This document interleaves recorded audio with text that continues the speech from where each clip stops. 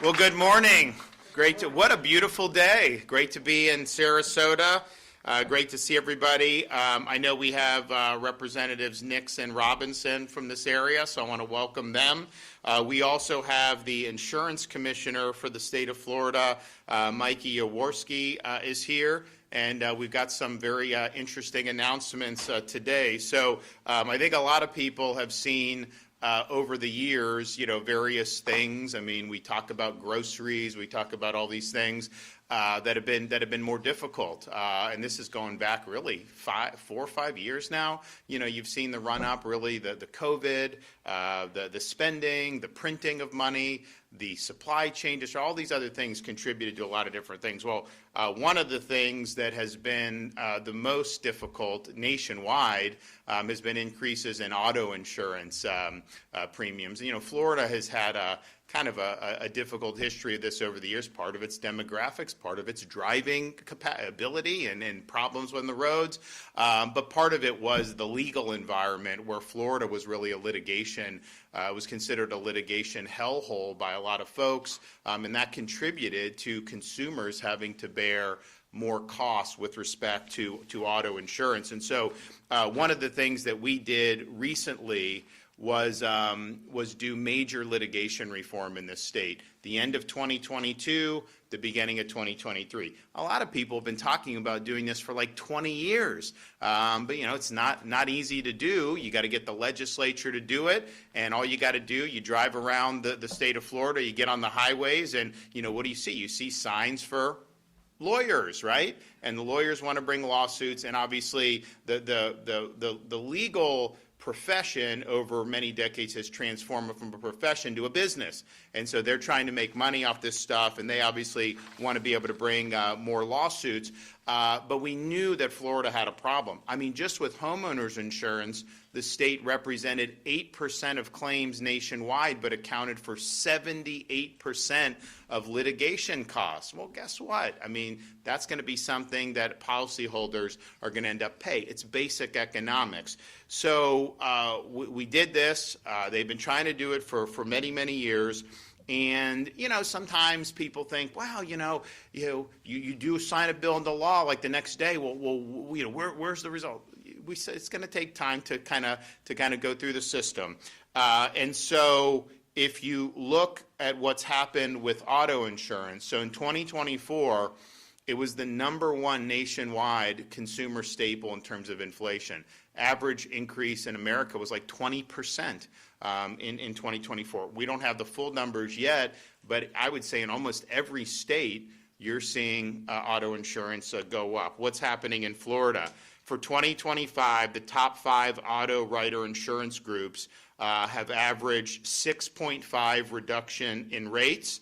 And that includes Allstate, 7% decrease, Liberty Mutual, 5%, State Farm, 4.7%. But honestly, a lot of them are filing more and likely to go down even more. So stay tuned for that. So 78% of our auto market are the top 5 companies. And they are seeing, reduction. And part of the reason they're able to do that is because you have seen a decline in litigation expenses almost really immediately from when the 22-23 reforms were put in.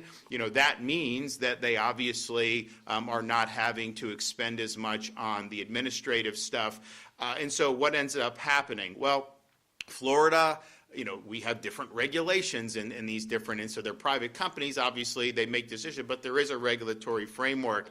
And we do have consumer protections in this, especially for people with auto insurance policies. So as they submit different rates, and they're entitled to do that as long as it's within the framework, they do look back at years prior to see if companies actually owe any of the policyholders anything. And so Commissioner Jaworski has been working with these companies because given all the money that's been saved with these reforms, now looking back even a couple years, consumers now have an ability or have even a right to be able to get some of these refunds. And so we're able to announce today that with thanks to Commissioner Yaworsky, he has secured almost $1 billion in credits for Progressive auto insurance policyholders.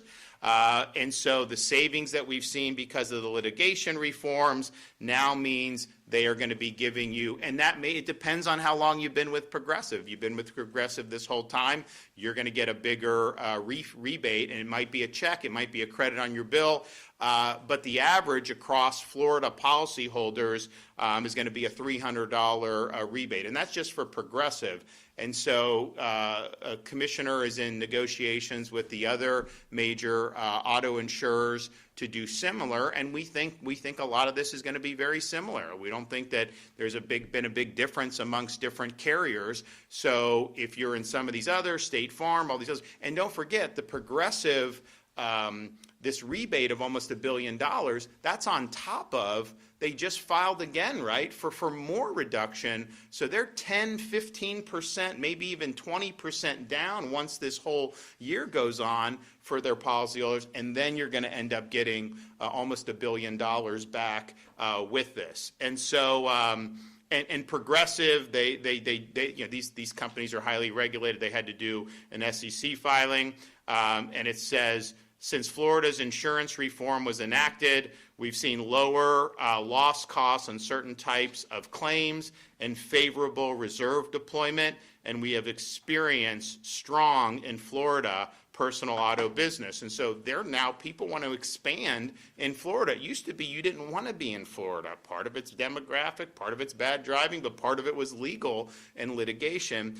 And so you see that. So you're seeing a big decline in all of this with terms of, here's the thing. You would see litigation where the policyholder the dispute would be over like $50,000, and then the lawyer ends up getting like $350,000. Well, why would we want a system that encourages that? And so Florida has done a lot to do it. So I think by the end of the year, you'll have the rest of the companies. Probably, yeah, 1st of January. By the 1st of January, you're going to have all these. But I don't think there's any reason to think these other companies are any different than Progressive. I think you're going to see rebates. I think you're going to see maybe checks, however they decide to do it.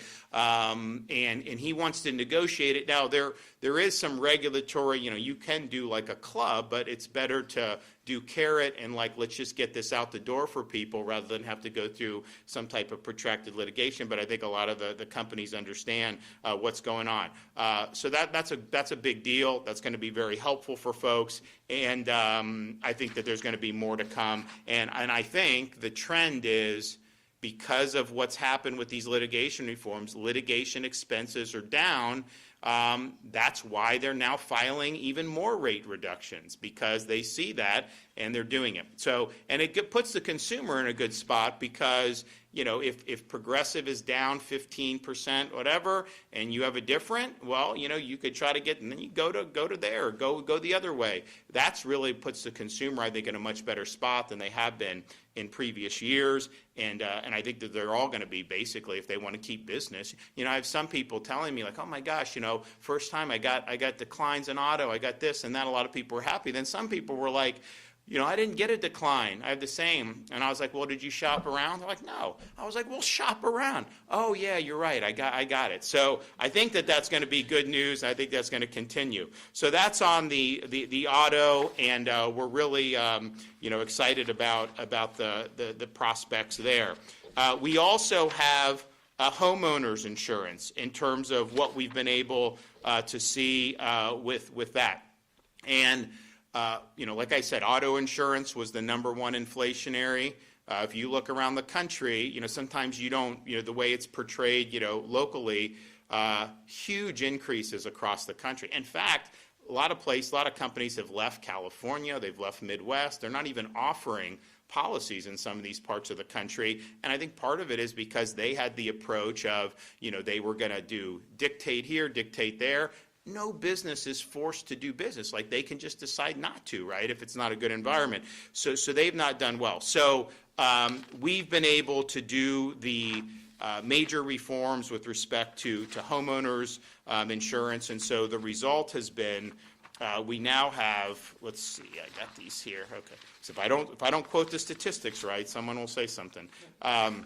So as of the end of September, so again, it's a regulated, private companies, they could do, but there's certain regulations, so they file these requests and they have to justify it under the law. 150 residential policy companies have done 150 filings for either rate decreases or 0% increases. And so in 2024, we had 33 companies. Since January 24, 33 companies have filed for a rate decrease. 46 companies have requested no change or 0%. One of the largest insurers in the state, Peninsula, requested the largest decrease for the company in modern history, 8.4% for homeowners premiums, including even 12% for condo owners, which has been a very difficult issue. You know, we had to get the legislature to change to try to keep people in their condos because they were being driven out. So we were able to do that, which is really good. So the 30-day average that Mike's office is getting for homeowners rates is down 1.3%. 180-day average fell. A year ago it was still going up. Now it's down over the last 6 months all in, and it keeps getting more where they're doing more and more reductions. In 2024, Florida had the lowest increase in the nation for homeowners. So just understand what's going on around the country. I mean, it costs a lot more to replace a roof today than it did 5 years ago. That's not limited to Florida. That's true everywhere because of the inflation. And so our average increase statewide in 2024 was 1%, and it was 15, 20, 30% in some other parts of the country. We now have, since these reforms were passed, 17 new companies are now operating in Florida, and so they're bringing capital in and they're offering policies. That's brought in more than $57.4 million in new policy holder to support additional growth in the state's property market. If you actually see in Florida, more people now are on private insurance than they were 5 years ago. Less people are on Citizens, which is the last resort, backed by the state. And honestly, like if something really bad happened, people say, well, maybe the taxpayer would bail out.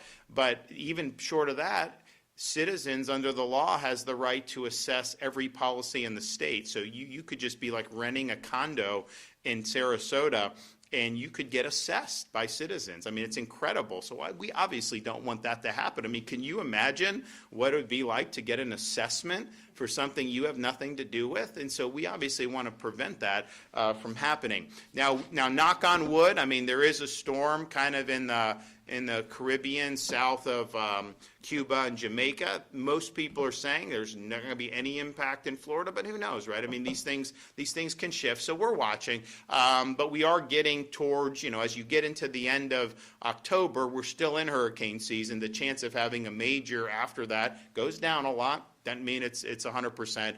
But if we do get through this without any major impacts, I think Mike's assessment is that you're going to see these companies continue to do rate decrease in their filings. And when you have these new companies, you have an ability to try to get a better bargain. So these are difficult issues because there's a lot of moving parts, and our state just has to deal with certain things, whether it's the auto situation, dealing with the demographics, dealing with the driving, or when you're dealing with homeowners, dealing with the risk.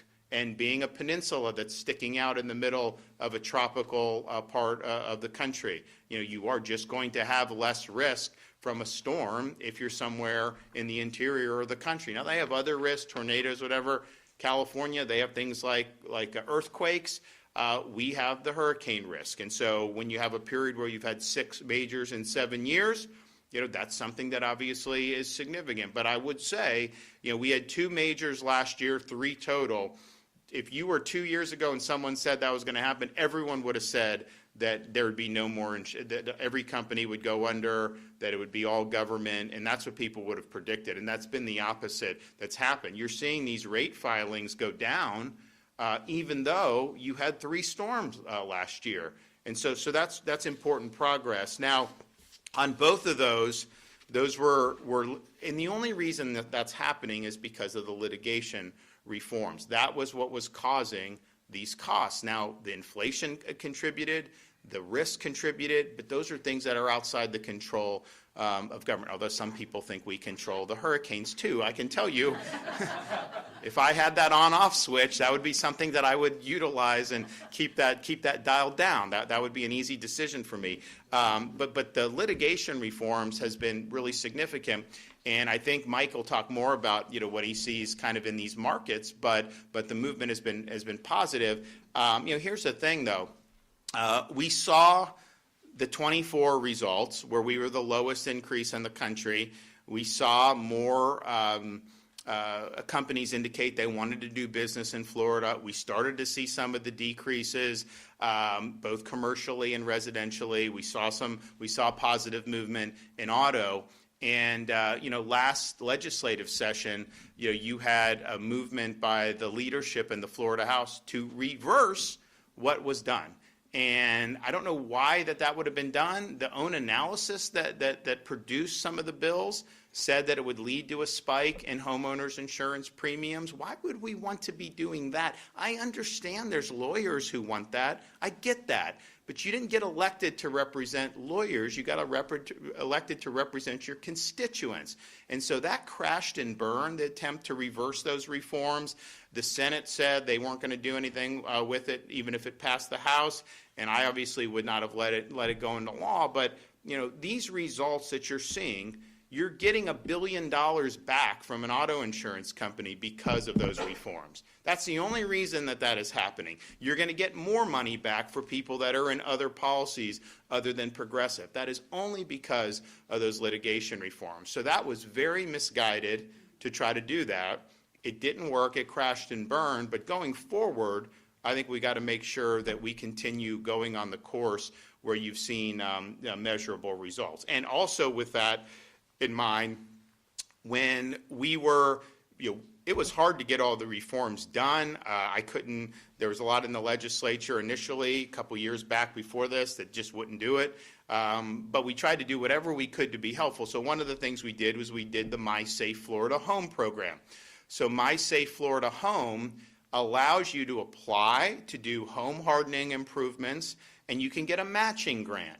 And the reason why we were doing that is because when you do that, one, it's better for you and your property and hopefully less damage if you have a storm, but it also leads to a measurable reduction in insurance premiums. I think it was the average person who went through the My Safe Florida home improvements qualified for an average of $900 in savings in a given year, which is good. Some had more, some had less, but that was the average.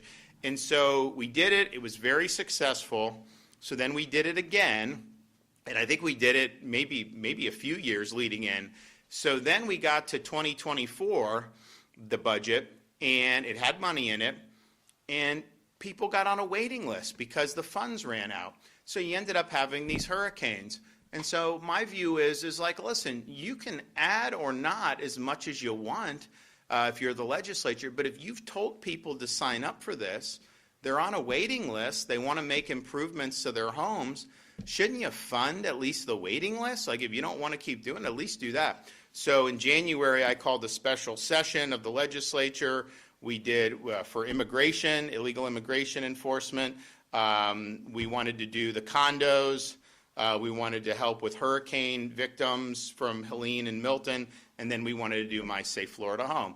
And they basically, just said, they didn't want to do the hurricane, they didn't want to do My Safe Florida Home, and they did not want to do condos. They eventually did condos.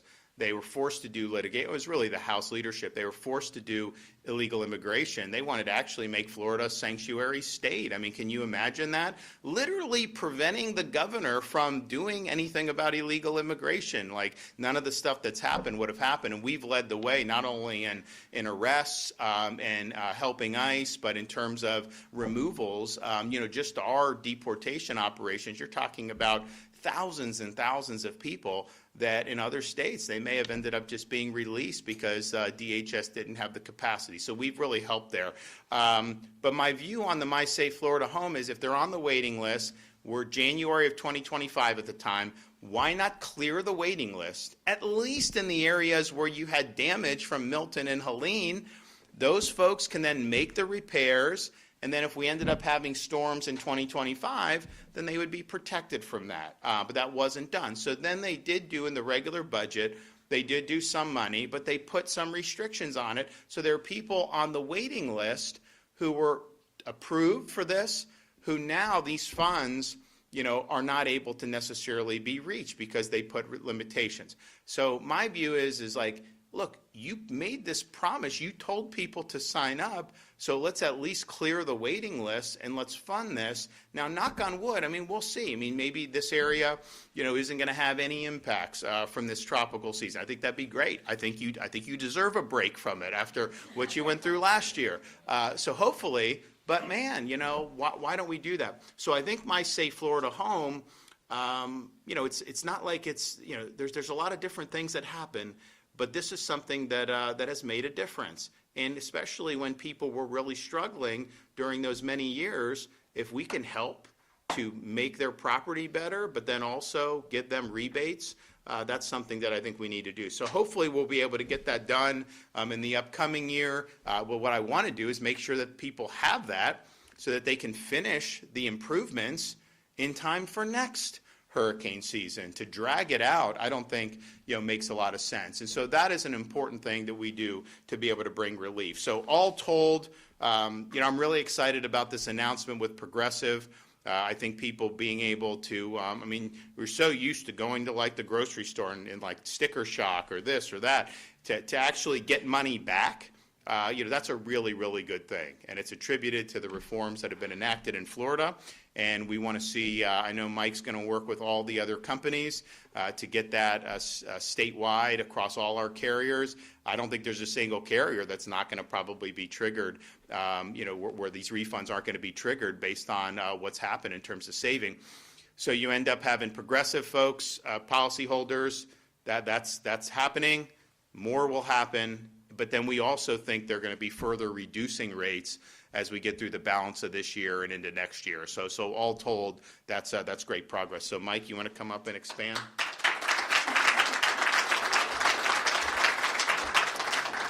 Thank you so much. Thank you, Governor, for your continued leadership in this space. And I would be remiss without also thanking Florida's Chief Financial Officer, Blaise Ingoglia, as well as the Senate leadership, past President, former President Pasadomo, current President Albritton, and future President Jim Boyd have been steadfast defenders of the reforms that now Floridians are seeing the benefit of. And I can tell you personally, day in and day out, it is not always the most pleasant experience to be the one that is deciding whether or not to raise rates. But the news over the past few years has been tremendous, and it is accelerating and it is increasing due to the reforms that were put in place. The $1 billion, I want to commend Progressive particularly for coming to the table first. To work with us to negotiate this, to get dollars back to consumers faster, to avoid those statutory triggers and avoid a fight. Everybody here has just done the right thing. And we look forward, as we're talking to other companies now, to begin that same process. And all these discounts, as the governor mentioned in that space, that reduction, that credit back to consumers, is on top of an unprecedented period in Florida's history where we are seeing rates go down in the auto space at a pace we have not seen in decades. And that is directly attributable to the litigation reforms. What Florida did in this space, it did not eliminate the option for consumers to litigate against their insurer. It restored rationality to that space in the same manner that exists currently in 49 other states. It was tremendously difficult to get through the legislature.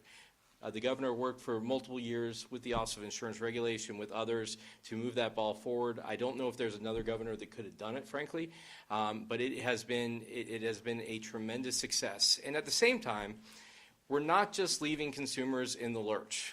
We are moving forward on, at the same time that tort reform was passed, insurer accountability was passed. And so that includes tremendous new resources to the office that we have put to use in ensuring that insurers are acting appropriately following claims. So far this year, we have closed over 100 investigations into insurer activity. We've closed dozens of market conduct examinations. We've fined insurers more than in the past decade, in this past year. And we have returned over, on top of these other things, where we've identified issues where consumers should have been paid more or a different amount, we've returned that in the form of restitution to consumers to ensure that they are made whole. When a catastrophe strikes, it is often the worst day of a consumer's life. When they've lost their home, when they have nowhere to place their family, when they're not sure about the future. And the promise of insurance is that they will be there to make those consumers whole. And we're going to continue to be on the back end making sure that those companies are doing the right thing. We'll continue to ramp up accountability smartly so it doesn't scare off competition, but ensures that we have a vibrant marketplace that our consumers can rely on. On the property front, the governor mentioned Florida had the lowest increase in the cost of property insurance in the country last year. And I expect it to be a similar trend this year. And that, again, is directly attributable to tort reform. At the same time, imagine a situation 4 years ago where we had 3 major hurricane strikes on the state of Florida at the same time of having the lowest rate increase in the country, where other states such as Nebraska are increasing by 2-fold, 3-fold.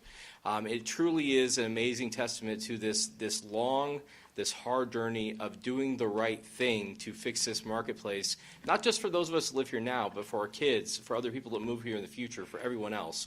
It is a long-term, never-ending story in some respects to keep these markets vibrant.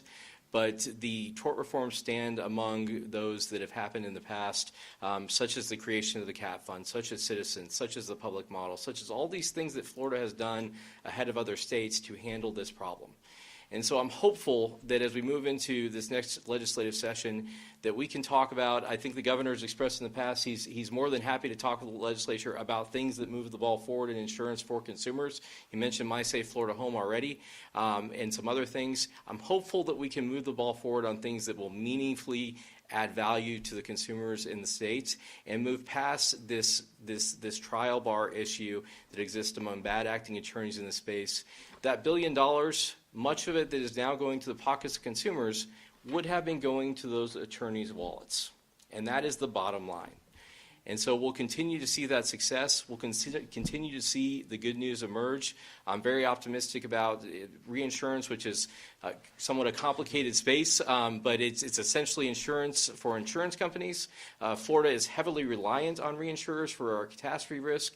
I expect that market to show continued signs of improvement following this year, which will lower the cost in a rapid way for all consumers of property insurance in the state. And so I want to just thank everyone again. Thank you, Governor. Thank you to the House, to the Senate, who have stood by and kept these reforms in place. And I hope we can continue that trend and do great things for Floridians. Great.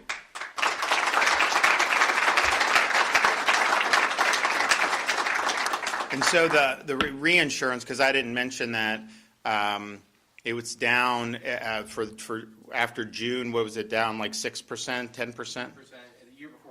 Okay. Yeah, so I mean, this is just, these companies have to buy reinsurance, right? And so when reinsurance spikes, and again, it's not just like, the reinsurance is much more than just Florida, but Florida plays a huge role in reinsurance.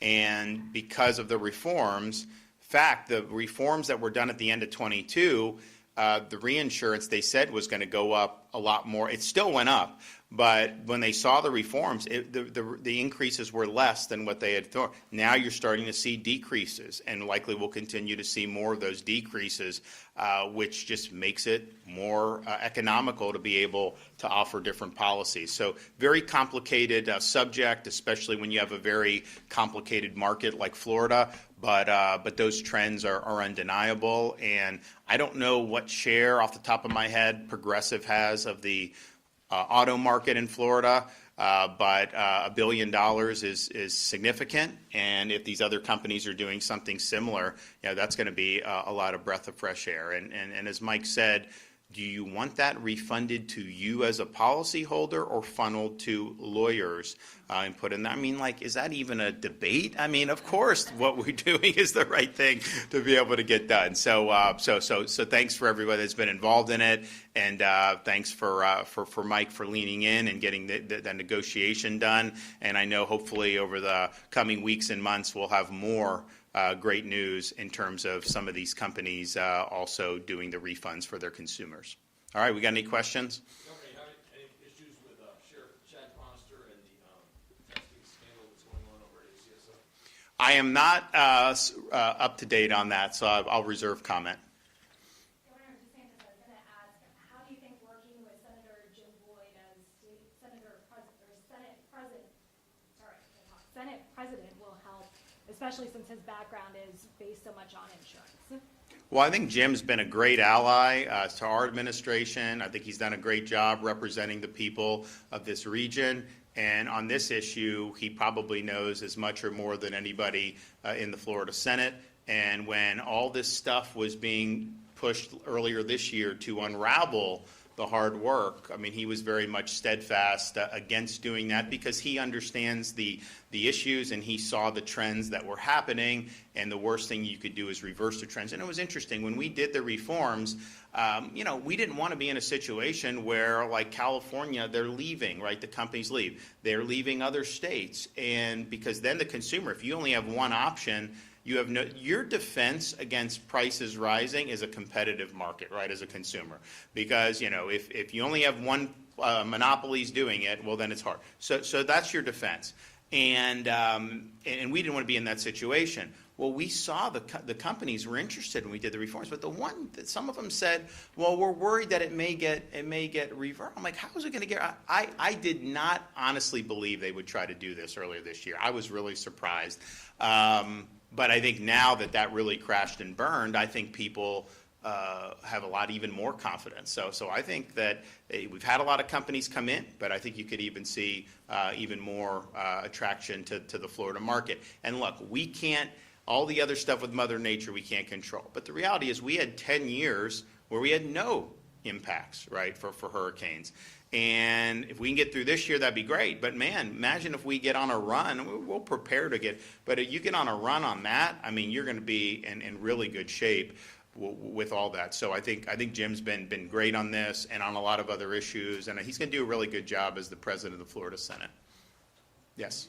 Can you comment on the Schools of Hope legislation and some Sarasota County school board members' concerns that'll impact negatively district resources?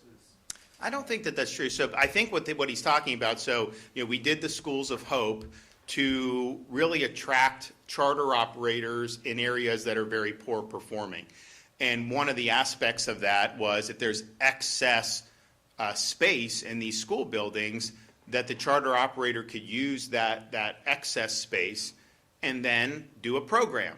So we brought Success Academy down from New York City. So Success Academy, now Florida is favorable to school choice.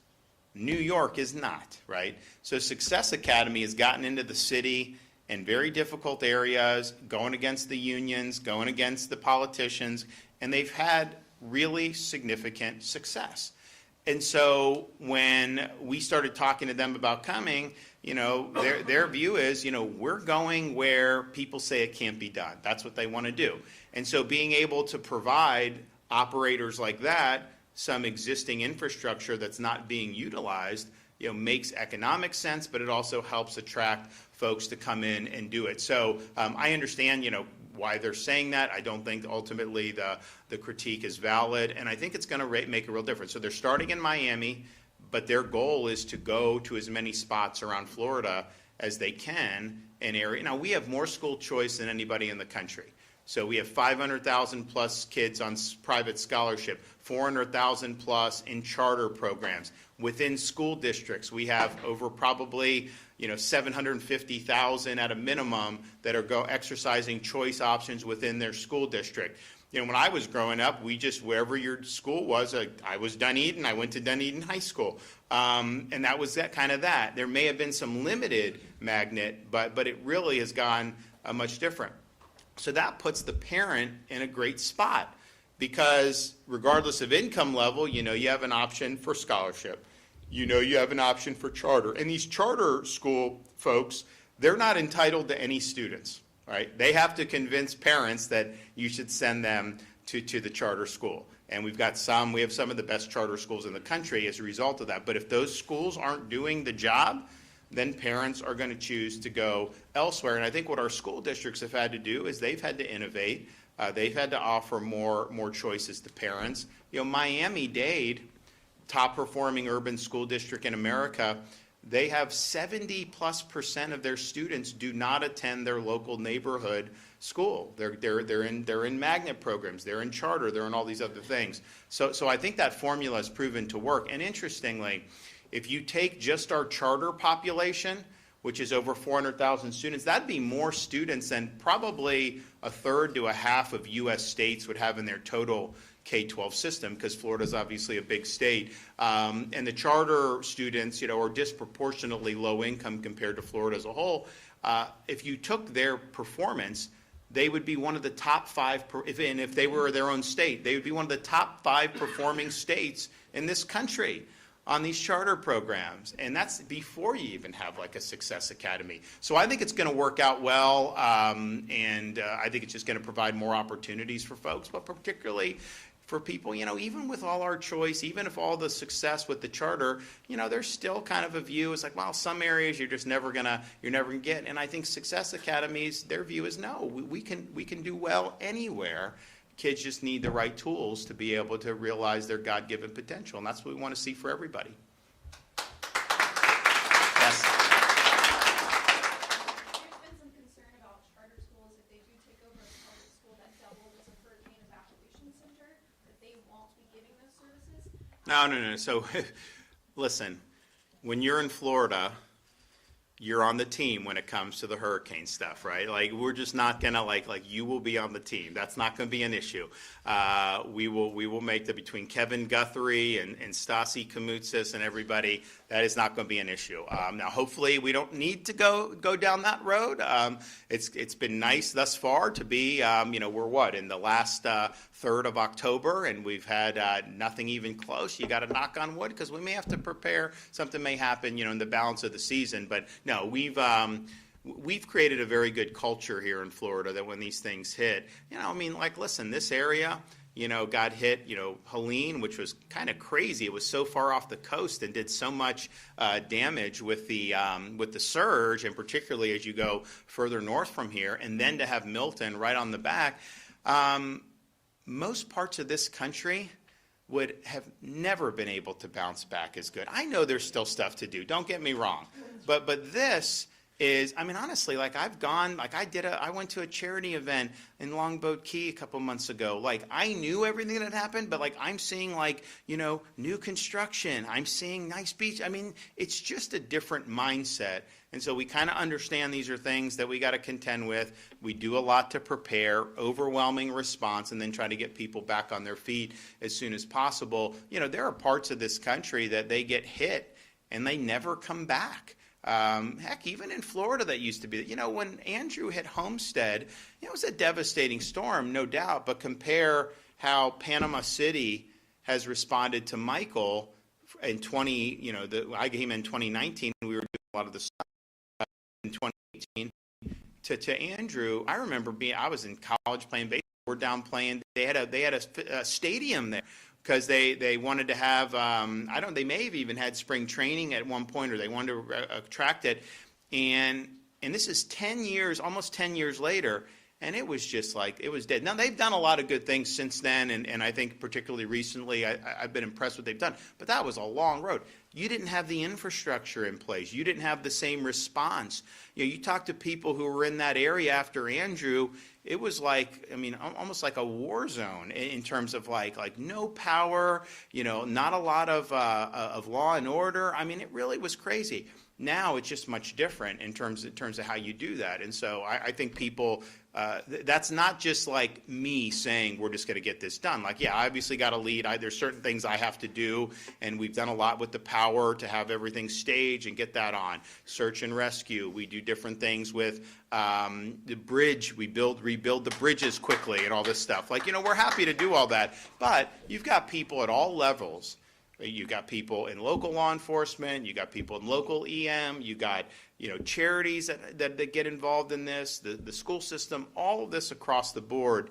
We really do a good job of coming together as a state, and that's just the culture that has been created here over the years. And so, it's not going to be an issue. We will make sure that we got what we need in that regard. All right, guys, thanks so much. Great to see y'all.